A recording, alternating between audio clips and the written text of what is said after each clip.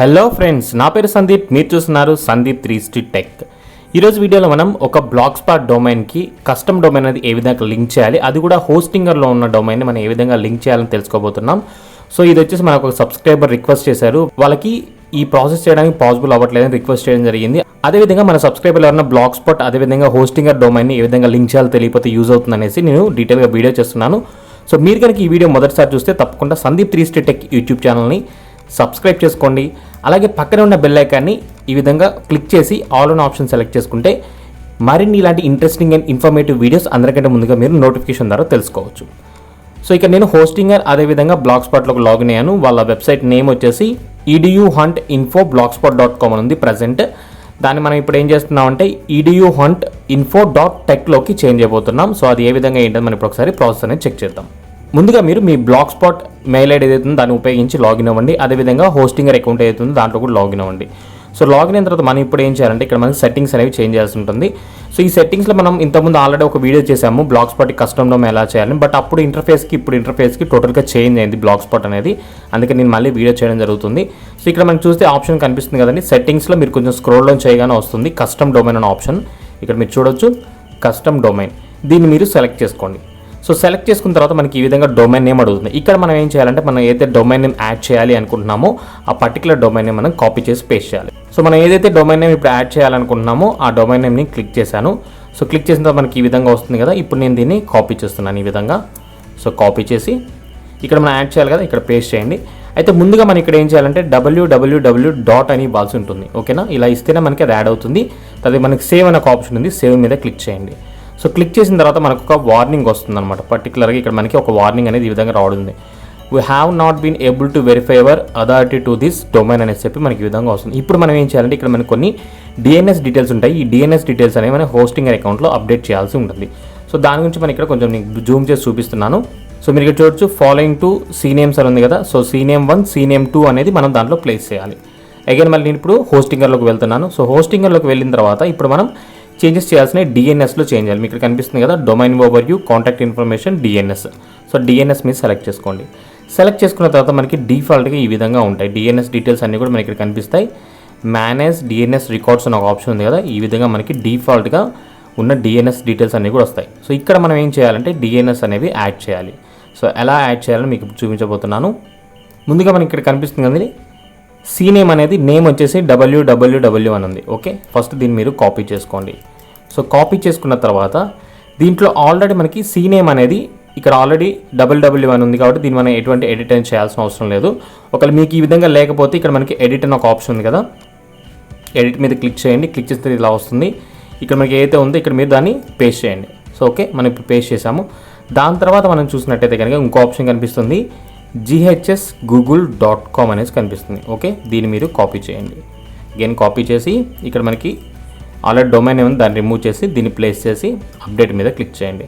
So ఈ విధంగా మనం ఒక సీనేమ్ని యాడ్ చేయడం జరిగింది. సేమ్ ఇదే స్టెప్స్లో మనం ఏం చేయాలంటే ఇంకో సీనేమ్ని కూడా యాడ్ చేయాలి. ఓకే, సో ఈసారి మనకి సీనేమ్ ఆప్షన్స్ లేవు కాబట్టి ఇక్కడ మనకి పైన ఆప్షన్ కనిపిస్తుంది కదా ఏ అని, దీని మీద క్లిక్ చేయండి. క్లిక్ చేసిన తర్వాత మీరు కొంచెం స్క్రోల్ డౌన్ చేస్తే సీనేమ్ అనే ఒక ఆప్షన్ ఉంటుంది. సో సీనేమ్ని సెలెక్ట్ చేసుకోండి. సెలెక్ట్ చేసుకున్న తర్వాత ఇక్కడ మనకి @ అనే ఆప్షన్ ఉంది కదా, దానికి మళ్ళీ మీరు అగైన్ ఏం చేయాలంటే మీ బ్లాగ్ స్పాట్లోకి వెళ్ళిన తర్వాత ఇక్కడ మనం ఒక సీనేమ్ని కాపీ చేసాము. అగైన్ మళ్ళీ సెకండ్ వన్ చూస్తే కనుక మనకి ఈ విధంగా కనిపిస్తుంది కదా, దీన్ని మీరు కాపీ చేసుకోండి. ఓకే, మీరు దీన్ని కాపీ చేసుకున్న తర్వాత అగైన్ మళ్ళీ దీనిలోకి రండి. ఇక్కడ మీరు @ దగ్గర దాన్ని పేస్ట్ చేయండి. ఓకే, సో ఇక్కడ కంటెంట్ అనే ఆప్షన్ కనిపిస్తుంది. కంటెంట్లో మనం ఏం చేయాలంటే ఈ పర్టికులర్ డెస్టినేషన్ ఒక ఆప్షన్ ఉంటుంది మనకి, దీన్ని కాపీ చేసుకోండి ఇలాగా టోటల్గా.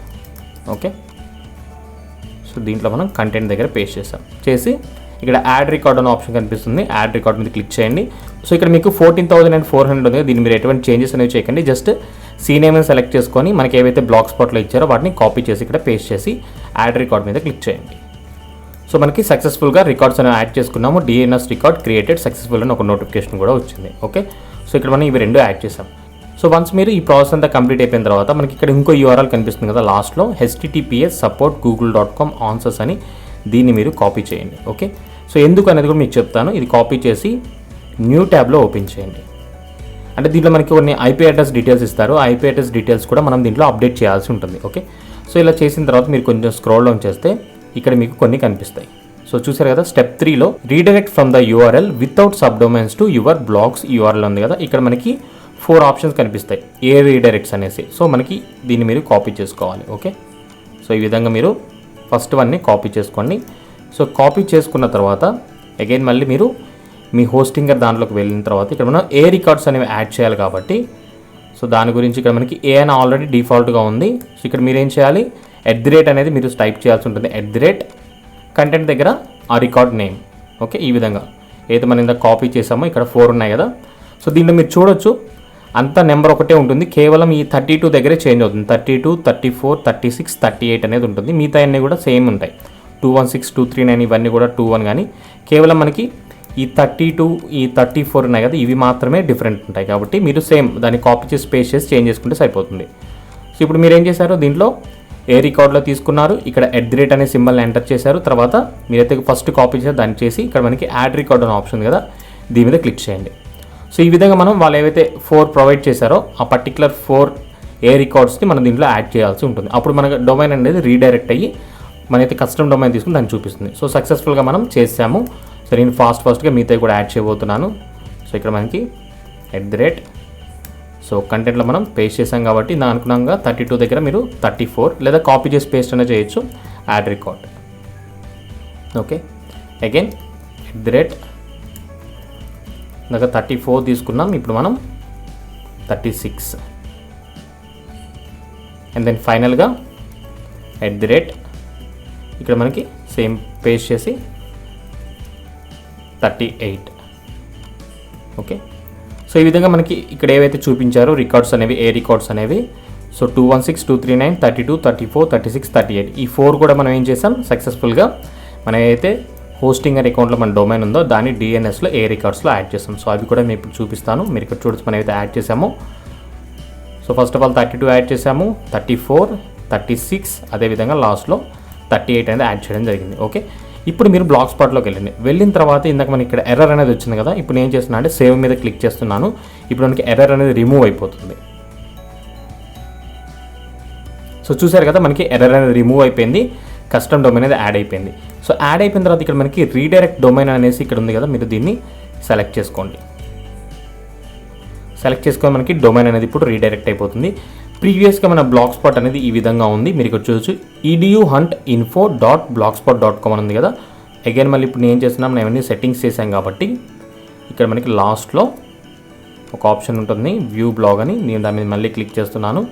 సో ఇప్పుడు మన బ్లాగ్ అనేది న్యూ డొమైన్కి రీడైరెక్ట్ అవుతుంది, చూడొచ్చు eduhuntinfo.tech.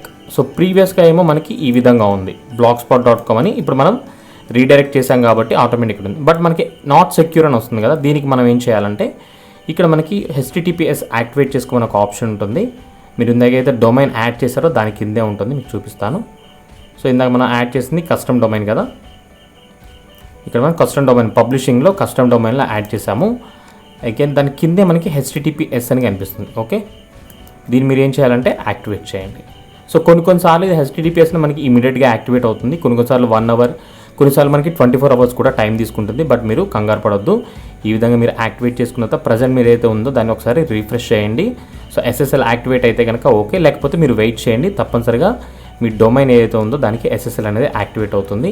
అగైన్ మళ్ళీ ఒకసారి నేను వ్యూ బ్లాగ్ మీద క్లిక్ చేస్తున్నాను, యాక్టివేట్ అయిందా లేదా అని.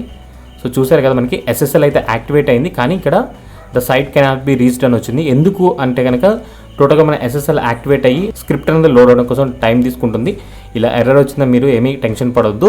ఎప్పుడైతే స్క్రిప్ట్ అనేది మీకు బ్లాగ్ స్పాట్కి అప్డేట్ అవుతుందో, అప్డేట్ అయిన తర్వాత మళ్ళీ మీ బ్లాగ్ అనేది 100% వర్క్ అవ్వడం జరుగుతుంది.